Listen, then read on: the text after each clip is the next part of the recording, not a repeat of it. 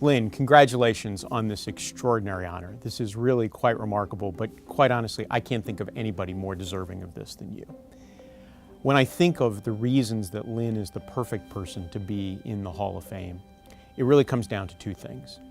First, all of us who know Lynn count on her extraordinary judgment. Lynn always knows the right thing to do. But I think the real secret to that extraordinary judgment is the fact that all of us know that Lynn has an enormous heart, that whatever she says comes from a place of goodness, a place of care, a place of purity. One phrase that I would use to describe Lynn Casey is perpetually determined. You don't have to be the biggest or loudest person in the room. You don't have to say the most words to be an impactful leader and command respect. I think, being an effective leader is certainly about what you say, but even as important is how you make people feel. About 5 years ago, a friend of mine was waxing lyrical about this woman, Lynn Casey, that I really had to meet. We got together for what Lynn delightfully calls our 20-minute speed date, and at breakfast I realized something pretty important, and she was asking for someone to come and help her. And what that suggested to me was she was looking for partnerships.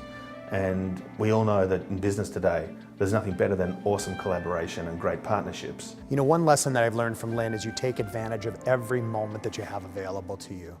I remember one time she and I were finishing a meeting in New York, and we had about a half an hour before we really needed to go to the airport, and I thought, well, let's go early. Lynn said, no, let's take a walk down to the public library. I'd never been there. It's 95, it's ridiculously humid, we're soaked in sweat. We walked in and it was amazing. And that, just taking advantage of that 30 minutes before we went to the airport was a big lesson for me, in that you should take advantage of every moment that you have. We have been given an opportunity, I think, these days, more than any other days, to rise up and make sure that we are being that trusted advisor to leadership in the organizations that we represent.